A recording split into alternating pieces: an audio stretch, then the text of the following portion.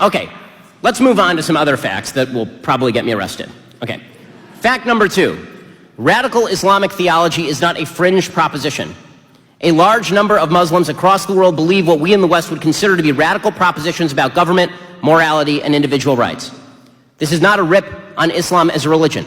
I am not purporting to be an expert on Islam as a religion. I would not purport to be an expert on Christianity as a religion. I have no interest in browsing Islamic texts or Christian texts or any other religious texts for evidence of violent intent.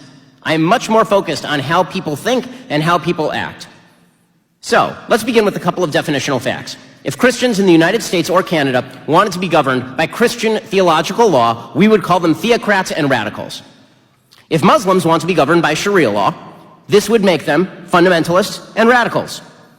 Here are the percentages of Muslims who want their country to be officially governed by Sharia law across the world according to Pew Global Research. Russia, 42%, Indonesia, 72%, Afghanistan, 99%, Pakistan, 84%, Bangladesh, 82%, Iraq, 91%, Palestinian territories, 89%, Egypt, 74%, Jordan, 71%, Niger, 86%, Nigeria, 71%. Okay, those are all groups of people who believe that Islamic law should govern their country. How do I know that's radical? Because again, if you applied the same rule to Christians or Jews, you would believe that it was radical for a Christian or a Jew to believe that. But let's take an even better indicator. Let's take an indicator that I think we can all agree is even more radical than just governance of Sharia law. How about support for ISIS? Okay, right? If you support ISIS, I think we can all fairly agree. You're probably radical. Here are the percentage of folks in various territories and countries who say they don't know whether they're favorable toward ISIS or are favorable toward ISIS. By the way, if you say you don't know whether you're favorable toward ISIS, you're favorable toward ISIS.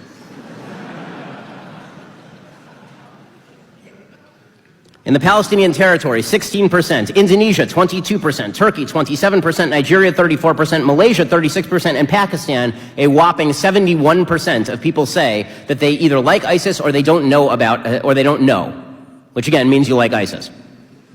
How about support for suicide bombings? The vast majority of Muslims across the world condemn suicide bombings, but not in particular areas like the Palestinian territories. According to a 2011 Pew poll, only 19% of Palestinians said such bombings were never justified. Egypt, only 38% said such bombings were never justified. Now, distinctions must be drawn. Western Muslims are significantly more moderate than their co-religionists in other parts of the world. Okay, that is just a fact by every available poll.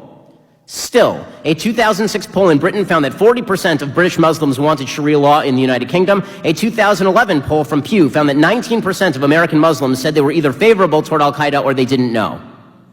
Again, none of this is meant to suggest that every Muslim is violent. I've said specifically many times in the past 3 minutes that that is not the case. None of this is to suggest that any Muslim that you know is a member of a radical group. That, of course, is untrue. None of this is to suggest that Islam as a religion is inherently violent, because I think you can look at a lot of religious texts and see violence there if you wish to see violence there. What this is to say is that to suggest that radical Islam is just a fringe thing affecting only a very small number of people is not true. It is not true, and it is anti-factual.